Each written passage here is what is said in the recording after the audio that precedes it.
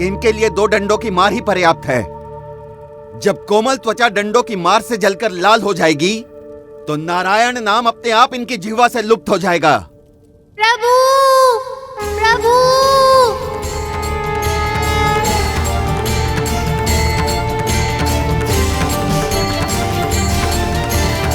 महाराज, इस छोटे से फूल समान बालक को कहीं कुछ हो ना जाए, आप इस पर दया कीजिए। मैं इसकी माँ हूं ना, मैं इसे समझाऊंगी। आप माँ हैं तो मैं भी उसका शत्रु नहीं हूं महारानी।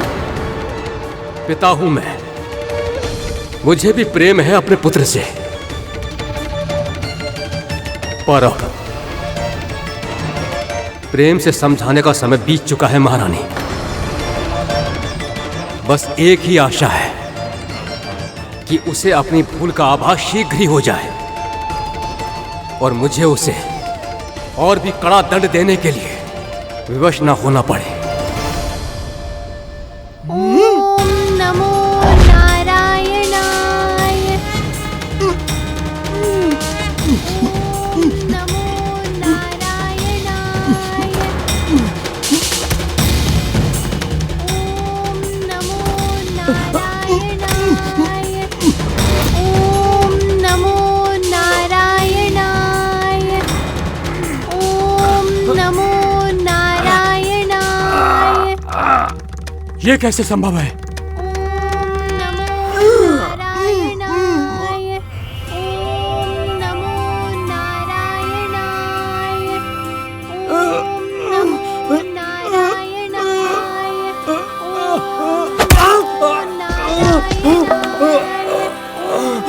नमो नारायणाय।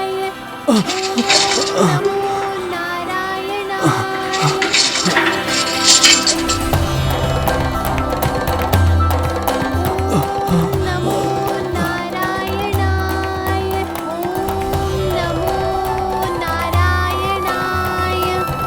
ये तो राजकुमार ओम नमो हरि का नाम जप रहा है, अर्थात अब बहुत शीघ्र ही प्रभु कष्टों का निवारण करेंगे।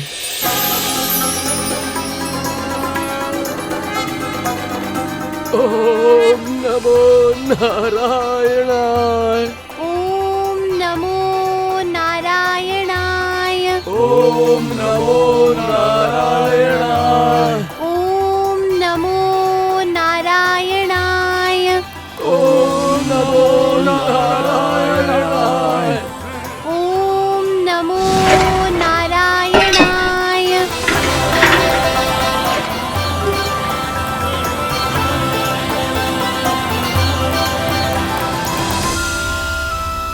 सारे सैनिक भाग गए।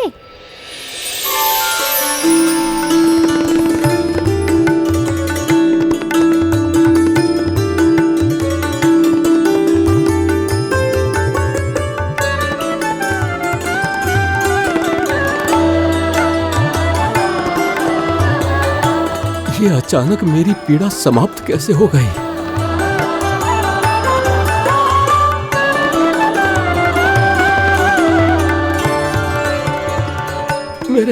मेरे घाव, मेरी पीड़ा भी समाप्त हो गई। मुझ में ये ऊर्जा कहां से आई? ये सब श्री नारायण का चमत्कार है।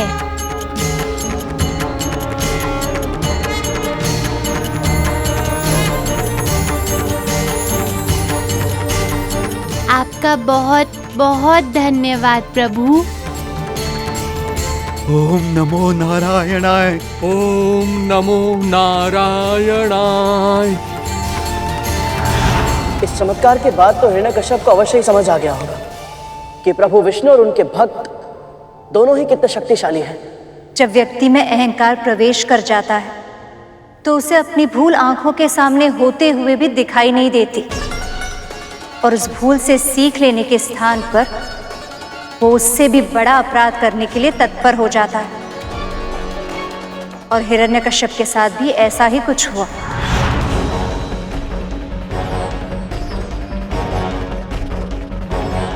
हम सभी की उत्पत्ति का कारण श्री विष्णु ही हैं। हम सभी की हर श्वास उनकी कृपा से ही है। बस भी कीजिए महाराज, इतना मदिरा पान करना उचित नहीं।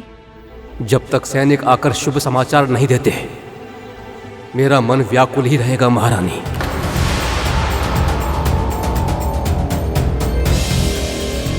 महाराज, महाराज की जय हो। कारागार अधीक्षक, प्रहलाद को अधिक दंड तो नहीं देना पड़ा। अपनी भूल का पश्चाताप तो है ना उसे? महाराज वो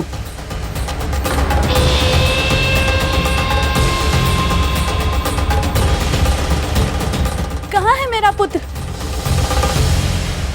कारागार अधीक्षक, वो ठीक तो है ना?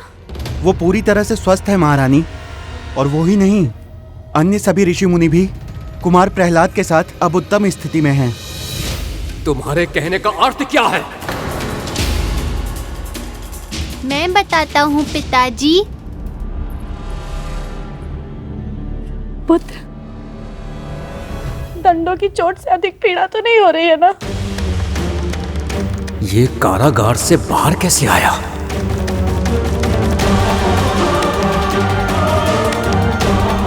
कारागार अधीक्षक, क्षमादान से पहले ये कारागार से बाहर कैसे आ गया? पर क्षमा तो उन्हें किया जाता है जिन्होंने अपराध किया हो, पर मैंने और कारागार में बंद ऋषि मुनियों ने कोई अपराध नहीं किया पिताजी।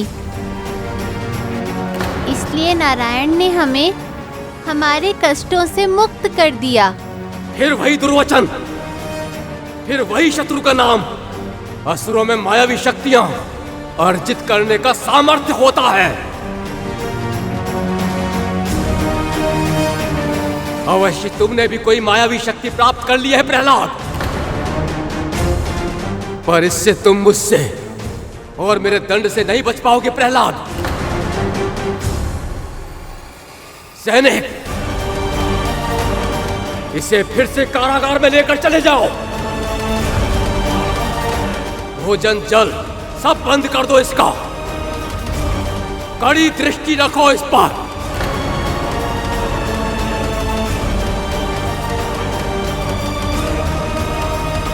जब भूख लगेगी तो भक्ति अपने आप भूल जाएगा। पुत्र, तुम इतना कठिन दंड कैसे सहन कर पाओगे? पिताजी की आज्ञा क्यों नहीं मान लेते? अहंकार के वश में आकर पिताजी अनुचित कर रहे हैं माँ। बात तो इन्हें मेरी माननी चाहिए।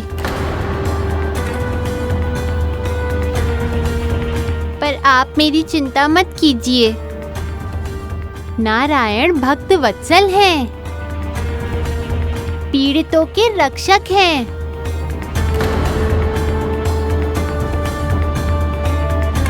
वो मेरी रक्षा अवश्य करेंगे। रक्षक है, रक्षा करेगा। देखता हूं कैसे करता है वो तुम्हारी रक्षा।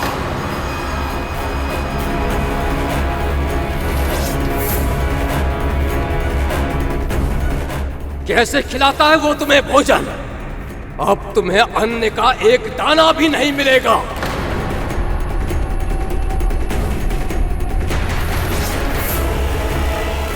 सैनिक, ले जाओ इसे।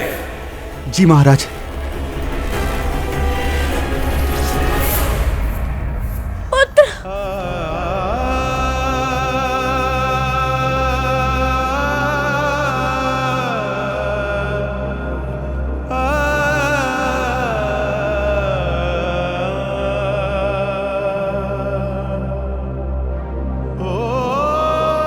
इसके हृदय से उस छलिए नारायण की भक्ति को मैं समाप्त करके ही रहूंगा। फिर क्या हुआ? प्रभु ने प्रहलाद को भोजन खिलाया? भगवान तो भक्त के दास होते हैं गरुड़, और फिर सच्चे भक्त को प्रभु कोई भी कष्ट कैसे सहन करने दे सकते हैं। इधर कारागार में प्रहलाद भूखा था और उधर महल में लीलावती ने जल और भोजन सब कुछ त्याग कर दिया था।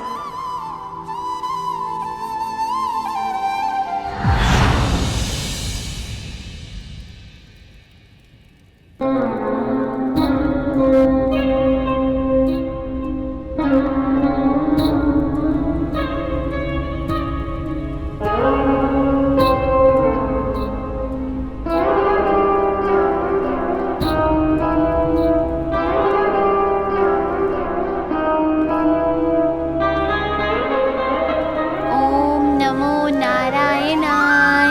ओम नमो नारायणाय।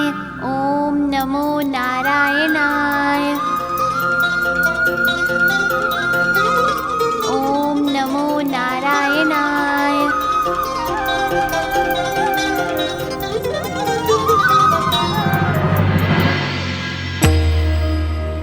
शक्ति दीजिए प्रभु कि भूख ना सताए और मेरा मन आपके ध्यान से भटक ना पाए।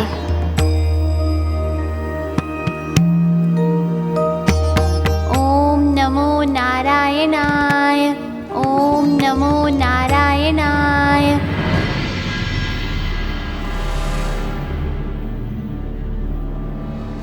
महारानी, भोजन ग्रहण कर लीजिए। जब तक मेरा पुत्र भूखा है मैं अन्न का एक दाना भी नहीं खाऊंगी और ना ही जल ग्रहण करूंगी।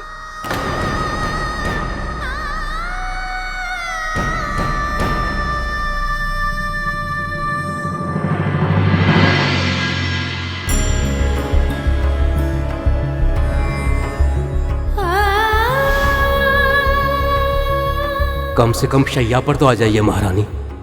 मेरा पुत्र भूमि की कठोर शीत सहने पर विवश है, तो मैं कोमल सैया में विश्राम कैसे कर सकती हूँ स्वामी?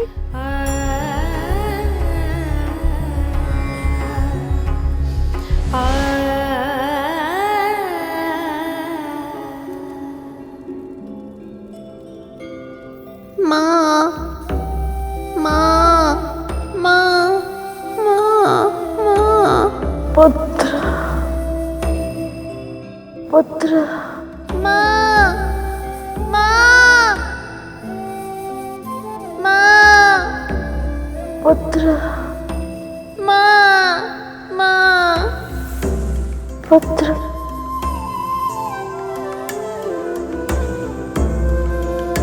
मैं इन दोनों को ऐसे कष्ट में नहीं देख सकती प्रभु। कुछ कीजिए, कुछ भी कीजिए, किंतु इनका कष्ट आप समाप्त कर दीजिए।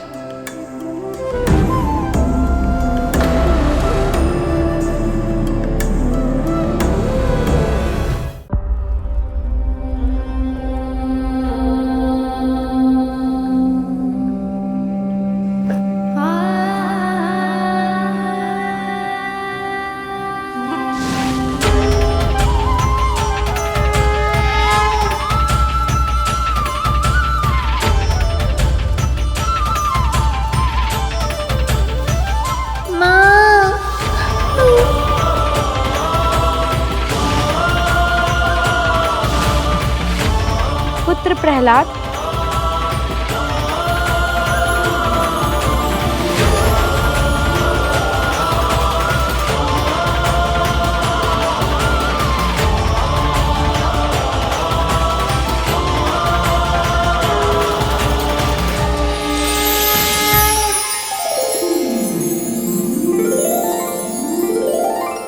कब से भूखे हो पुत्र?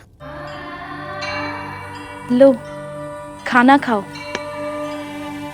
जब से मैं यहाँ आया हूँ आपने भी कुछ नहीं खाया है ना? पहले आप खाइए माँ। इतनी छोटी सी आयु में भी कितनी संवेदना है इसमें।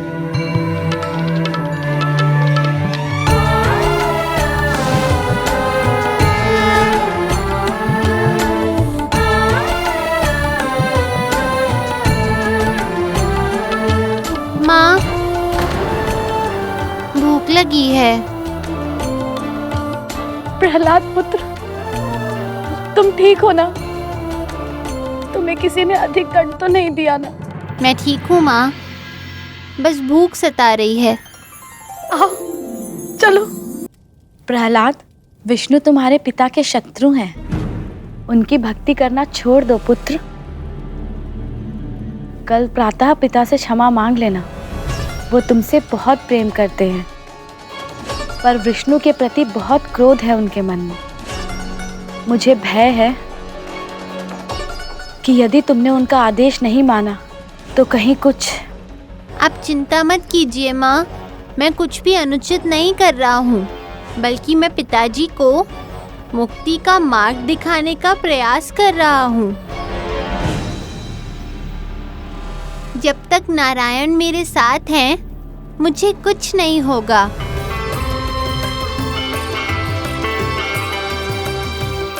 माँ, मुझे सुला दीजिए ना। आओ।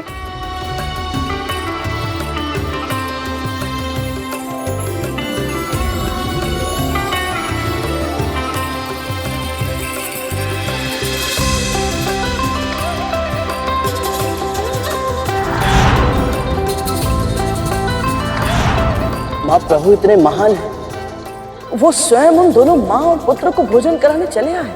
मैंने कहा था ना गरु, भगवान भक्त के दास होते। वैसे भी पापी हो या धर्मात्मा, सभी का जन्म परमपिता से ही हुआ है। सभी उन्हीं की संतान है। इसलिए पापी का वध करते समय प्रभु को भी उतनी ही पीड़ा होती है जितनी अपनी संतान का वध करते हुए किसी साधारण व्यक्ति को होती होगी। यदि इस तथ्य को पापी समझ जाए तो उसी पल पाप करना छोड़ दे।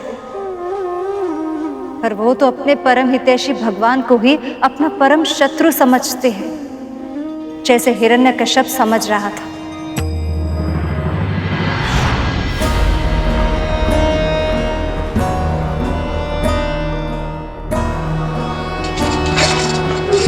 ओम नमो नारायणाय। पुत्र प्रहलाद,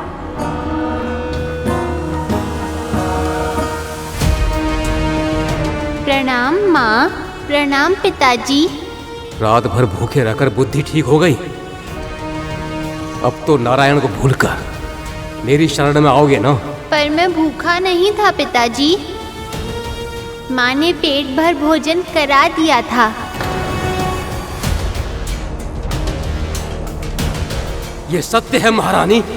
क्षमा कीजिए महाराज, पुत्र भूखा है, ये जानकर भला कौन माँ रह सकती है। मैं जब ये हमारे शयन कक्ष में आकर इसने मुझे बोला कि इसे भूख लग रही है, तो मैं शयन कक्ष में? पर माँ, आप यहाँ आई थी। प्रहलाद कह रहा है कि महारानी लीला उसे भोजन कराने कारागार में आई थी, और महारानी का कहना है कि प्रहलाद स्वयं हमारे कक्ष में आया था। ये कैसे संभव है?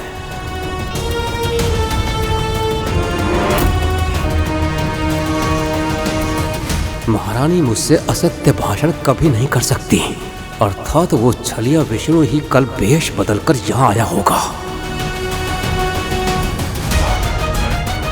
उस छलिया विष्णु का अस्तित्व मैं सृष्टि से मिटा के रहूंगा, फिर चाहे मुझे अपने पुत्र का बलिदान ही क्यों न देना पड़े।